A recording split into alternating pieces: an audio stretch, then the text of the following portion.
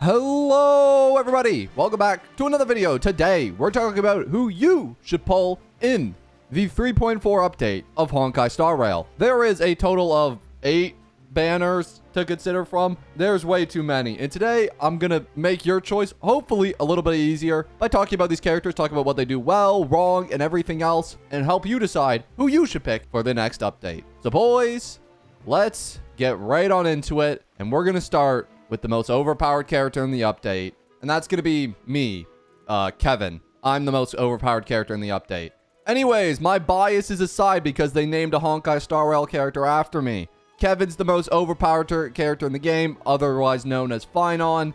He's completely ridiculous. If you just want to pick the best character, you would pick this dude because he is the best DPS. It's really as simple as that. This is the #1 pick of the version 3.4 update. There's no debates here. It just is what it is. The new MOC is designed around this guy. Everything is designed to make you roll this character right now. He basically works like, I don't know, similar to like an Acheron, where he gains points towards his ultimate by using skills and then also getting buffs from Harmony characters. So you always want to be running him with Harmony characters or characters that give him buffs like Rem MC or somebody like that. He then enters this ultimate state where he can do counterattacks, dispel debuffs, do huge AoE attacks, where he can literally summon meteors on the field and deal AoE damage to everybody. His HP bar literally doubles. He's a ridiculously overpowered unit who power creeps everybody in the game as of current. There's nobody who matches this guy even remotely close other than Casterus.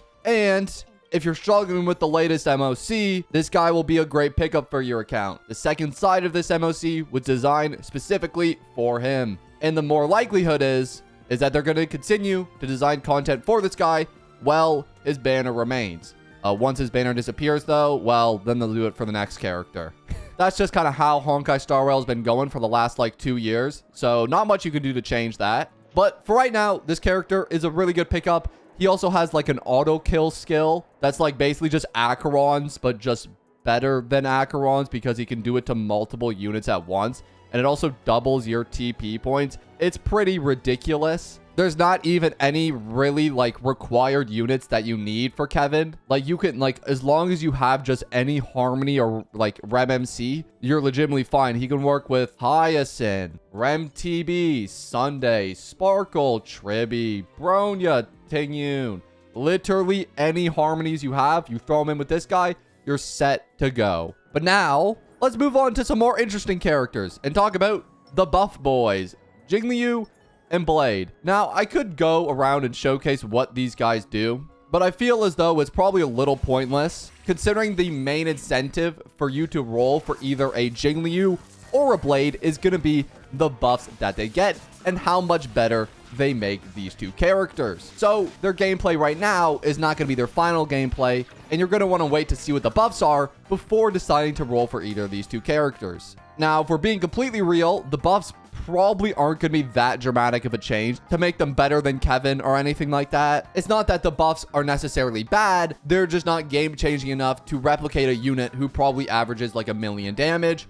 These buffs are definitely a beneficial thing. So if Blade can take that and actually do like a lot of damage, then I think it could be worth pulling him. But also keep in mind with Blade specifically is that bro's on the Celestial Invitation.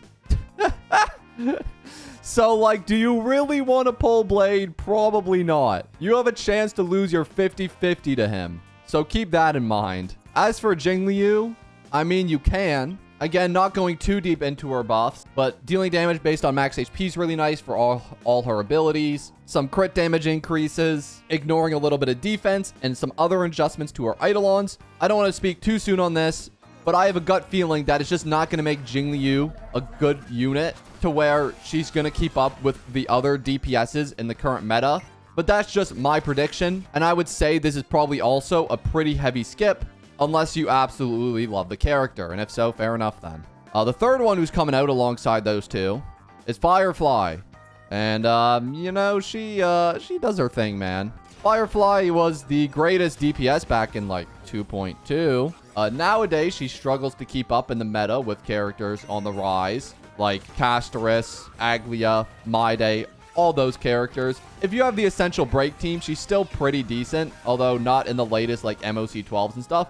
She's good until like MOC 10 or 11, but she still does her thing. I mean, being completely real, there is just better DPSs in the game. She's not a bad character, and she's definitely fun. I mean, she has a new skin that's coming out, which is the main incentive for players to pull her this update, is to get her new skin. But I'm gonna be real, this skin costs $20. And if you think a slight Sam retexture and a schoolgirl outfit is worth 20 bucks, plus all your stellar jades to pull Firefly, I mean, to each their own, man. To each their own.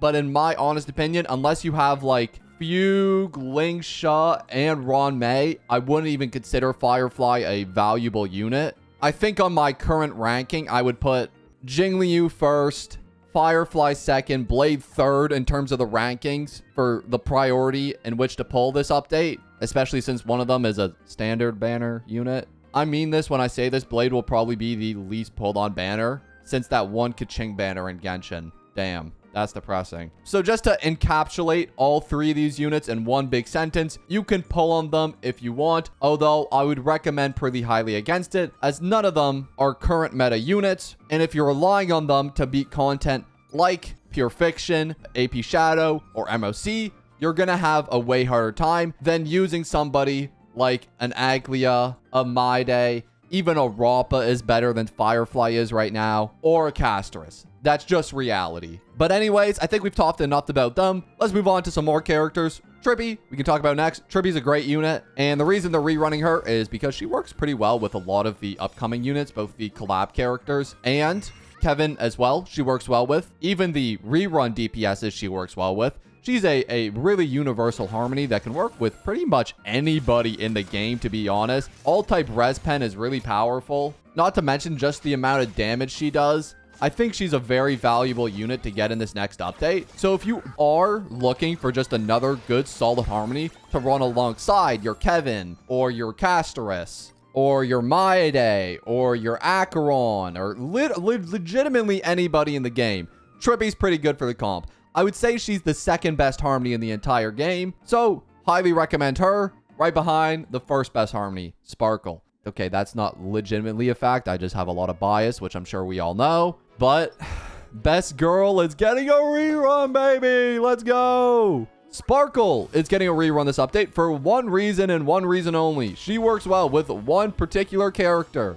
And honestly, I might as well just talk about these two in the same breath. She is getting a rerun with Archer. And Archer is a character who skill points are a main highlight of his kit. He uses 2 skill points for every action he takes. So Sparkle has been brought back into the meta ever so slightly because, let's be real, she'll get outshined in the next update anyway. So, you know what, it is what it is. Screw you, Surdra. I hate you, Surdraya, or whatever your name is. Anyways, my bias aside, everybody is getting one Archer for free. Meaning, everybody should be getting a Sparkle. Okay, stop it. I need to put my bias aside. Sparkle, if you are playing Archer, she'll be a good unit for him. And because you're getting Archer for free, there is some incentive to pull her. Although, we have to keep in mind that Archer probably isn't going to be the most game-changing unit in the whole world. He'll probably be pretty mid, considering he is a free character, if we're being completely honest. Which, in that same breath, don't pull for Archer Eidolons. There's no reason to.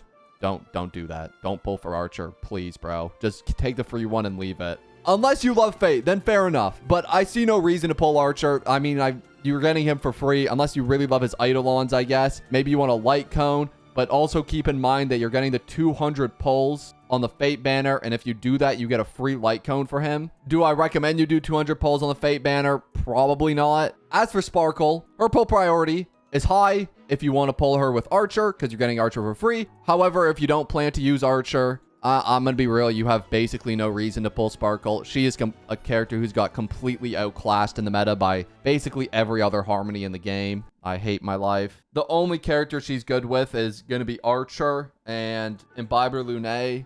And like, that's about it, to be honest. Almost every other team you can fit her in, there's somebody better out there in the harmony category that you can put with them. So unless you're running her with Archer, don't pick her up. That was a sad segment. and made me pissed off to admit. But regardless, let's move on to the final character coming out, Sunday, who is the last of the rerun characters and the last one we have to talk about. Sunday is still a pretty valuable unit and not terribly bad at all. I do see him being outclassed eventually, but because of the relevance of REM characters right now, he's still pretty valuable. He works with Phainon pretty well, and he also works well with a lot of the characters in the game right now. Like if you have an Aglia, these two together is a super good pairing. He works well with Maide. He's not terrible with Castris. He's not amazing with Castris, but he's also not bad. Those two work pretty well together. So he's currently one of the best supports for a lot of the characters in the game, making his pull priority pretty high if you don't have him already. He gives crit damage buffs,